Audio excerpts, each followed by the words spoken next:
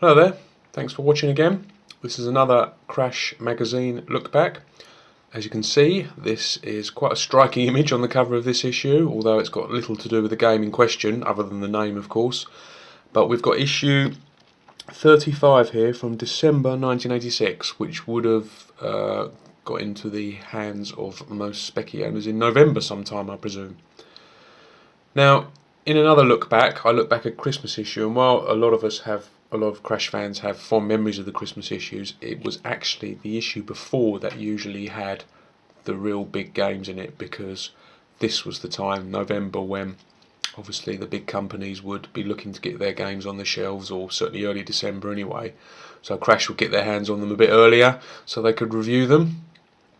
As a result, the issue before the Christmas special was usually the one that, while it might be a bit thinner, had all the best games. But as we can see, this issue still had 164 pages, so what with this and the next issue having almost 200 pages, the Crash boys and girls were really working overtime this particular period, as they did most Christmas times, I believe. So yeah, lovely cover image there. Ollie probably went with that, I suppose, because of its striking nature. It certainly looks like a great image, but as I say, there's no snakes in Cobra. He gets the name of the game comes from obviously the film, and in the film it's because that's Marion Cobretti, which is Sylvester Stallone's character. That's his nickname. So this issue is quite a notable one because, like as I say, many issues this time of year, it features an incredible amount of quality games. It's just, when you read the list, it's just amazing. I believe there's something like 6, 7 or maybe even 8 Crash Smashes in here, which is unbelievable really, and a lot of games score in the high 80s that possibly would have got Crash Smashes in other months. So anyway, without further ado, let's have a look.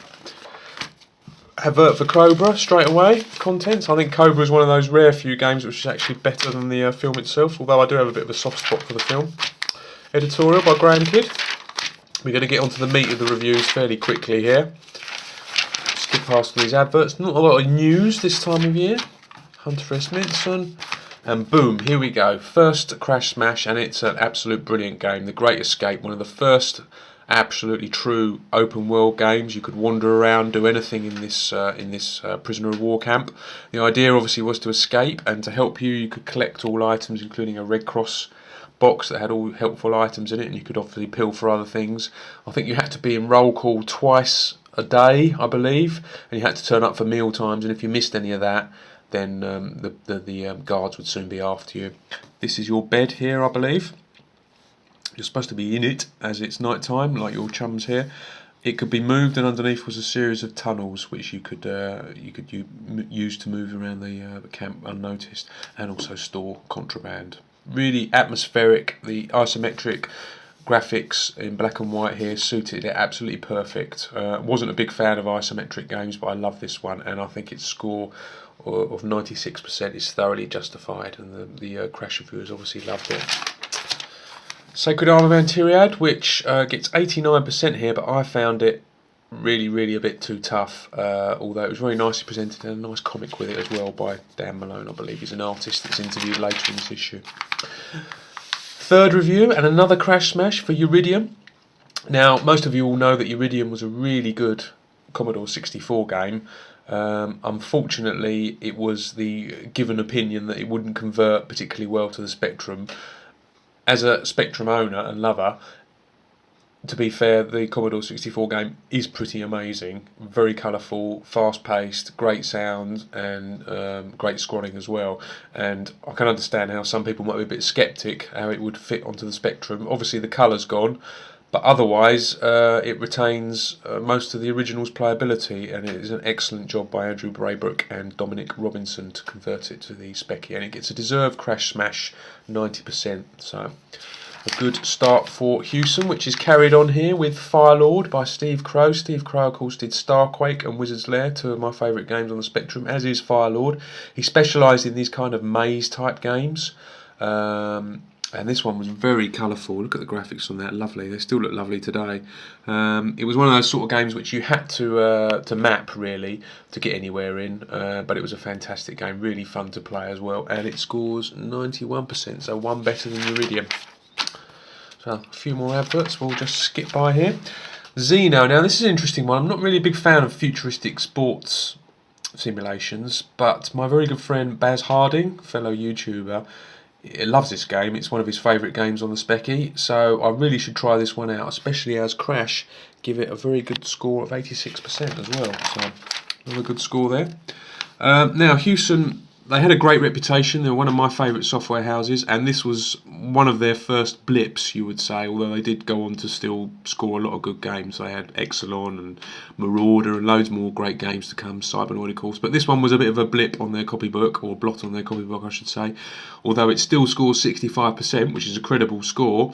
But it was just kind of like a basic platformer, although it had some interesting elements to it. So I think the reviewers were a bit harsh on it, possibly because they were expecting a bit more of it. But still, 65% there.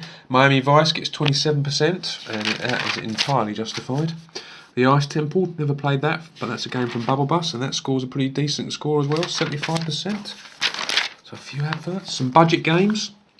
Couple from Codemasters here. Terra Cognita I thought was a fairly decent shoot 'em up. It was by Stephen Curtis, who also did Soul of a Robot and Non-Terra Chaos. I think this was the third in that series, although he jumped ship to Codemasters and got his name on the front cover as well, I believe. Pretty neat shooter, but it had one major flaw in it, in that there was this power-up which sent you back and often into a dead end, which was a bit frustrating. Phantomas and Oblivion, a couple of other budget games.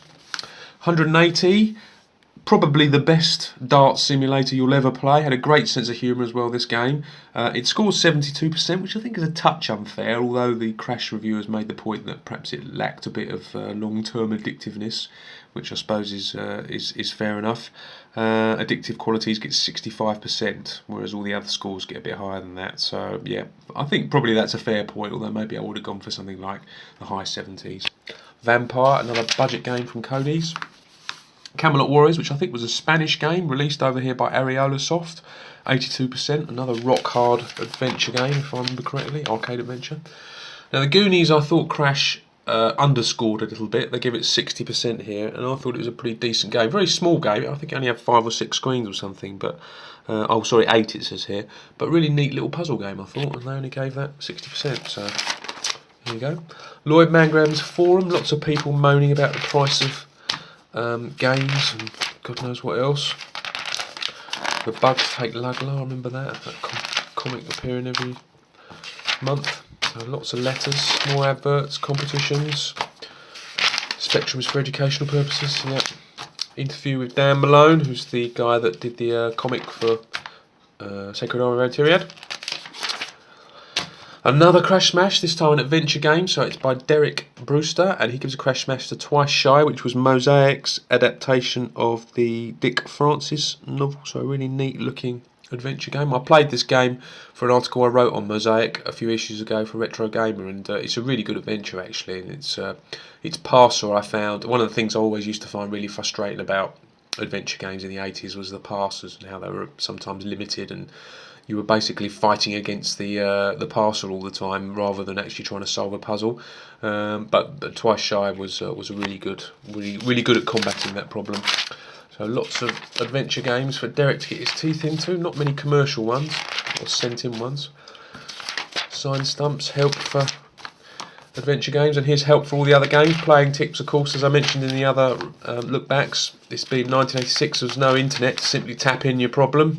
You had to either work it out the hard way, get a mate to help you, or refer to a magazine. So a really valuable part of any magazine. Now, the charts always interest me. These charts in Crash are, I think they're still voted for by the Crash readers. Yep.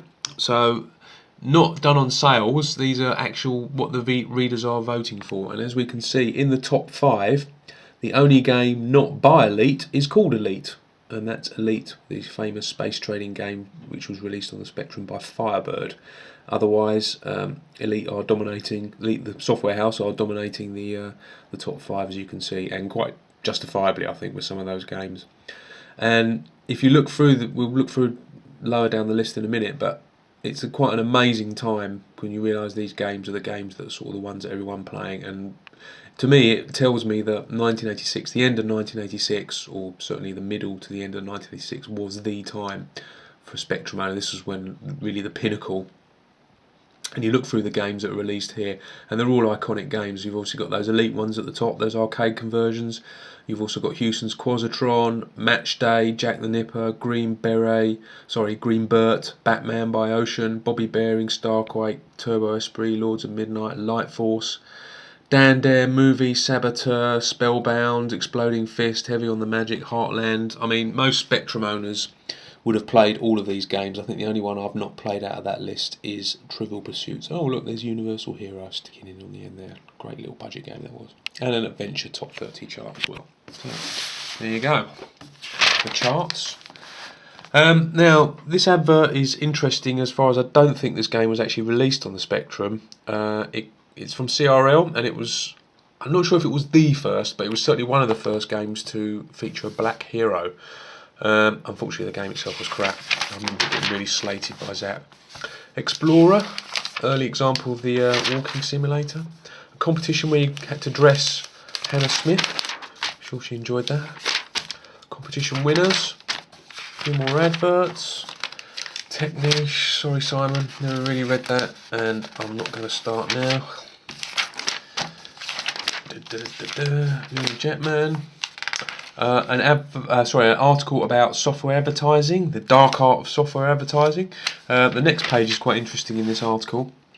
They have a look over 4 adverts and critically analyse them. And this Legend of the Amazon Women, it was famous for being such a terrible, not necessarily a terrible advert, but being a terrible drawing animatically, and all sorts of things wrong with that advert. And this one here is interesting because it's for The Great Escape, and it's quite an iconic image by Bob Wakelin. But I understand Bob himself is not really a big fan of this image, and I can kind of see why, really, because it's just basically a pair of hands. So I can see how maybe he didn't feel this was his finest work. So a bit strange, considering most people really like it. But I think I tend to agree with Bob there. I think he's done a lot better or more striking adverts and covers for Ocean. So there you go. More adverts. PBM, never understood that, why that was in there. Strategy games, I did like to read that from now and then.